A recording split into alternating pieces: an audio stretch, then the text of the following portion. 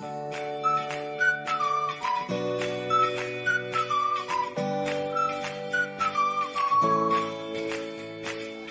adik-adik, Assalamualaikum. Sudah siap belajar lagi hari ini ya?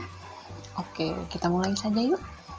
Kali ini kita akan mempelajari pelajaran tema kelas 3, yaitu tema 3, subtema 1, pembelajaran 2. Benda terbuat dari berbagai bahan dasar. Mari kita pelajari bahan pembentuk benda. Benda terbuat dari kayu. Sebutkan bahan untuk membuat pensil. Pensil terbuat dari kayu.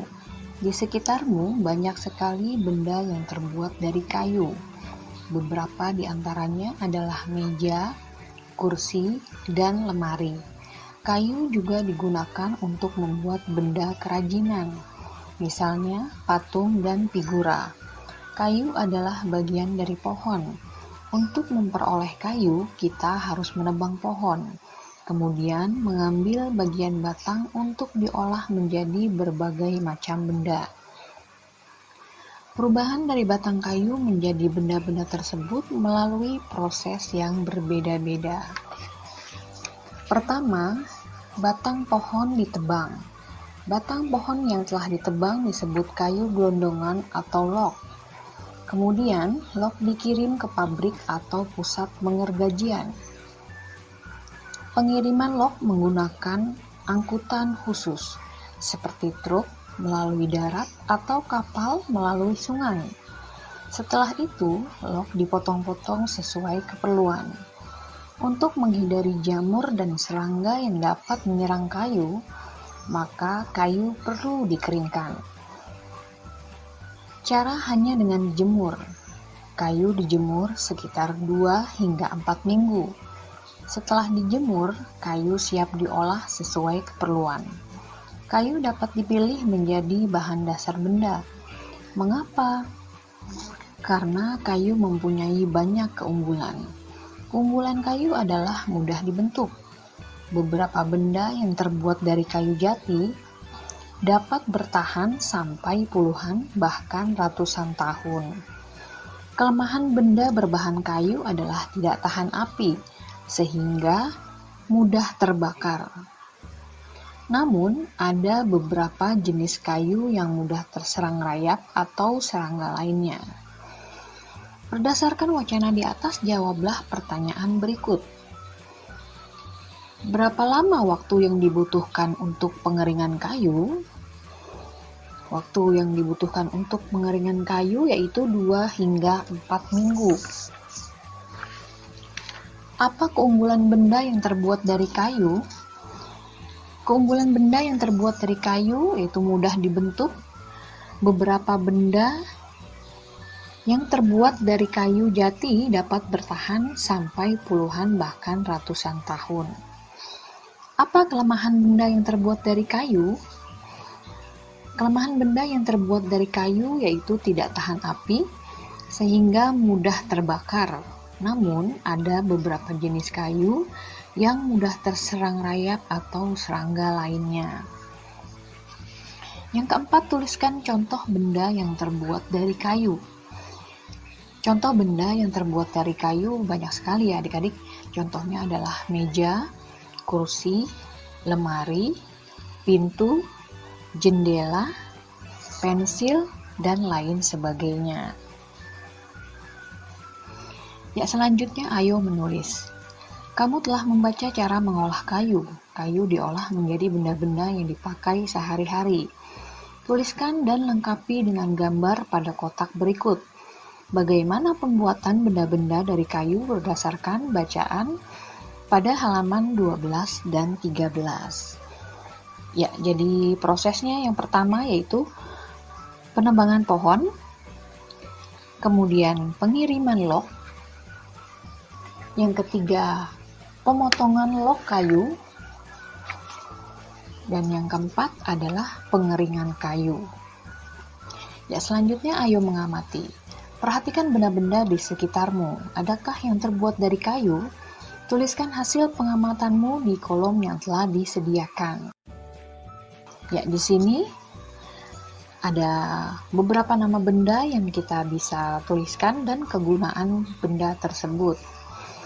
Di sini yang pertama adalah ada lemari, kegunaannya untuk menyimpan pakaian, menyimpan mainan atau barang-barang yang lainnya ya.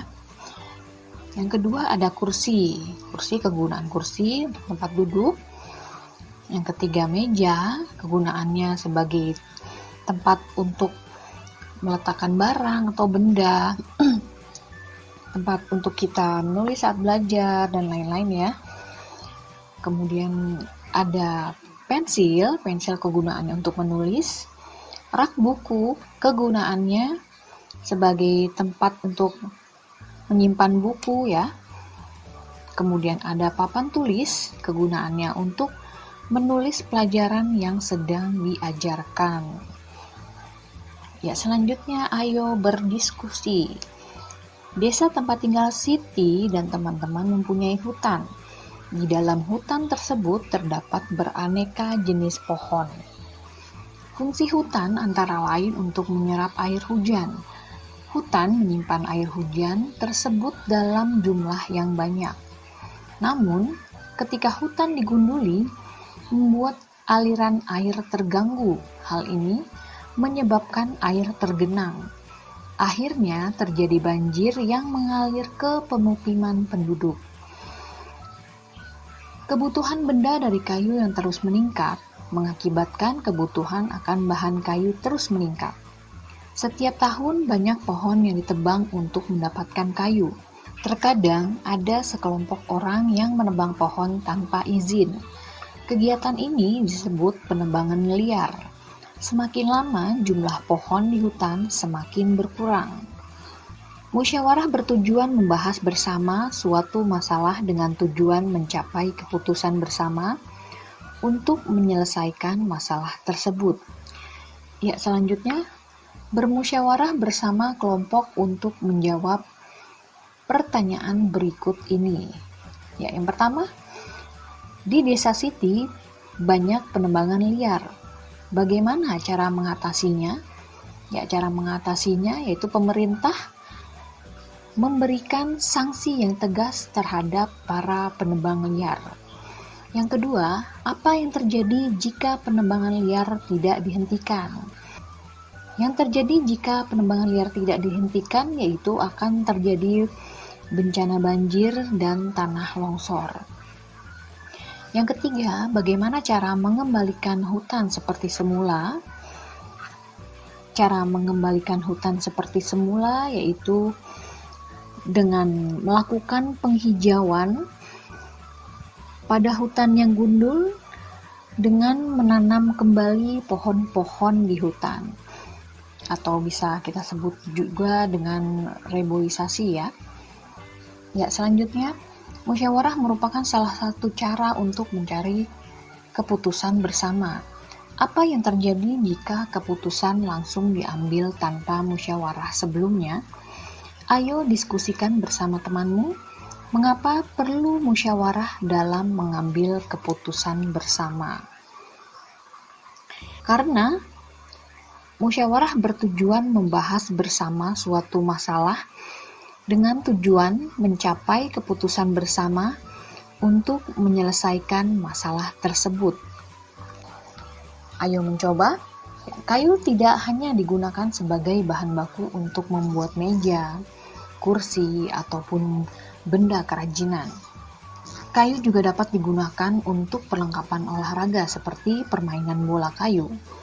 Pada permainan bola kayu, perlengkapan yang digunakan adalah bola dan pemukul. Bola dan pemukulnya terbuat dari kayu. Pemain harus memukul bola menuju ke gawang kecil. Gawang kecil juga terbuat dari kayu. Perhatikan gambar di bawah ini. Ya, adik-adik bisa memperhatikan ya. Kalau gawang kecil ini terbuat dari kayu. Lanjutnya, sekarang kita akan melakukan kegiatan menangkap dan melempar bola. Tetapi bola kayu tidak digunakan untuk melempar maupun menangkap bola. Mengapa? Karena bola kayu berat.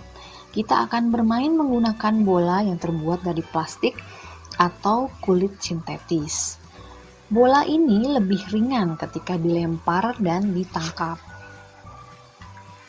Mari berlatih menangkap dan melempar bola. Perhatikan cara melempar dan menangkap bola yang benar.